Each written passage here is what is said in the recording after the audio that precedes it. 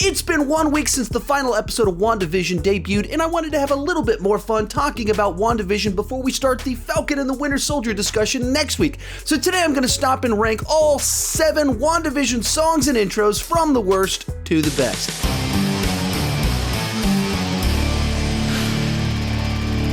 Hi, my name is Sean, and I love to talk about movies and TV way too much. With that in mind, go ahead and join me down below in the comment section. Share your ranking of all 7 WandaVision songs or intros.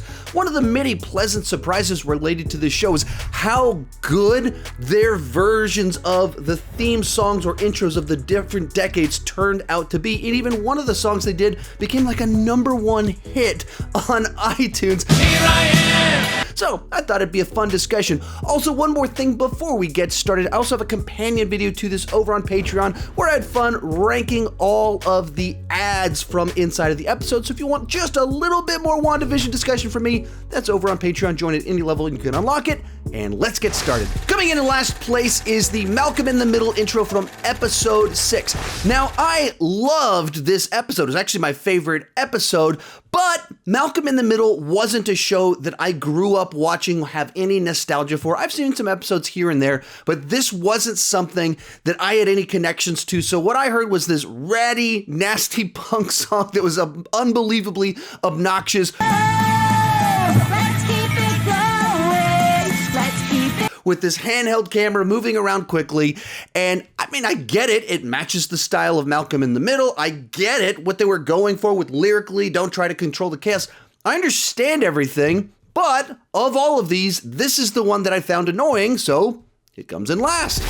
Coming in at number 6 is The Office intro from episode 7. Now, The Office is one of my favorite shows of all time, and the first 4 seasons are the television I've rewatched the most by a lot. So I was very excited about them doing an episode inspired, at least in part, by The Office.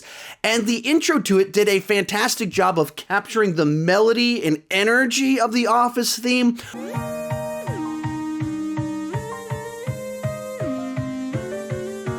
while sounding different at the same time.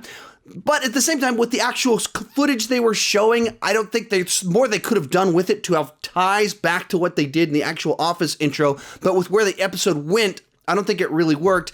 And so it was a little bit of like, oh, that's nice. That is kind of like The Office and also kind of different. But they could have done more than just like showing name tags and badges and stuff with the name Wanda on it. And I wish they had done more with it. In 5th place is the I Love Lucy Dick Van Dyke Show intro from episode 1. Inherently, by copying the style of those 1950s intros, it was going to be very simplistic, and that's what you get. This newlywed couple comes to town, buys a house, and that's about it. They're in love. And so there's some nice, simple little gags in there. It's certainly reminiscent of the time period, but inherently also simple by nature. Next up is the Growing Pains Full House 80s intro from episode number 5. Now, this is where they start getting really interesting to me, having a lot of meat to them. By the nature of it, it's showing each of the characters kind of at its young age and growing older to show the passage of time with their family. And the big standout here is seeing little baby Vision, and then Vision also in these costumes holding his kids and stuff like that. And you get the sense of an actual family. As someone that was a child of the 80s and remembers all the intros like this, it felt like it while being totally absurd because it has Vision squished into it. Real quick, before I give you my top 3, remember to share your ranking down below in the comment section. My list isn't the right list, it's just my list and I would love to see yours.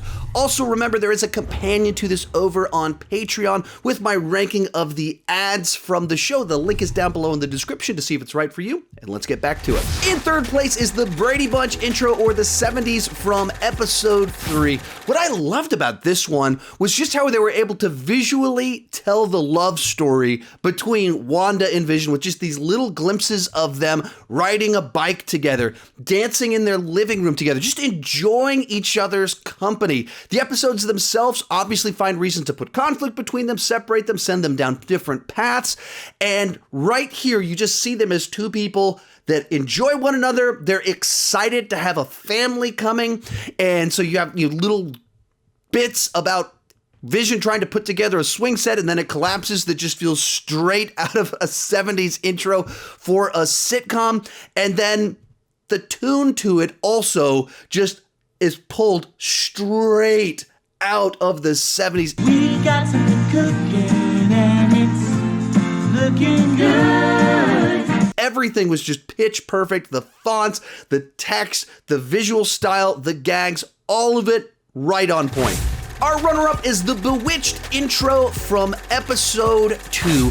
For me, this intro was where I really started to get what the show was doing and how far they were going to try and capture the aesthetic and the vibe of the sitcoms throughout the ages, because this was a perfectly on point recreation of the Bewitched intro while being its own thing in and of itself. It has a little tune that gets stuck in your head immediately with WandaVision, WandaVision. WandaVision, WandaVision. Visually, it's charming in the way it looks and they're drawn. The images that they show just perfectly capture the vibe of the show, and it seems like something that would actually exist.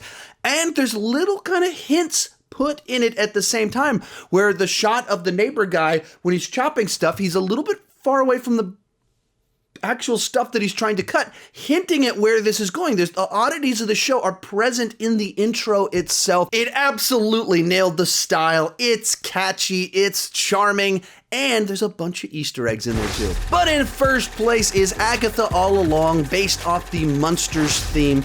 And this one was such a delight, largely because it was so unexpected. Every other song was at the beginning of the episode, and this one was at the very end once a character was revealed. And so in and of itself, it was just surprising that this thing kind of popped out of nowhere to do this. But in doing so, it once again perfectly captured the style of the Munsters. It's unbelievably catchy.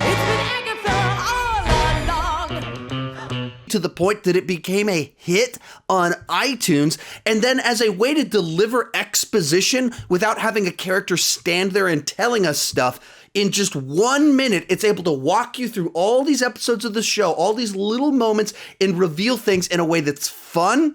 It's a way that it kind of changes your perspective on things that you saw before. And it's done so well that it's able to make a dead dog joke. And I killed Sparky, too. And it still works. Any other time you kill a dog in a show and people hate you for it, and this one did it in a way and it turned into a #1 hit, that is when you know that you've cast a magic spell on the audience with your song. And so this one has it all. It works in the story. It was unexpected. It's catchy. And it just kind of has that it factor and reinterpret everything we saw before. So it comes in at #1. Remember, if you want just a little bit more WandaVision discussion from me, I got that link down below in the description to Patreon where I have my ranking of the WandaVision ads. Thank you so much for watching, and keep talking movies and TV too much.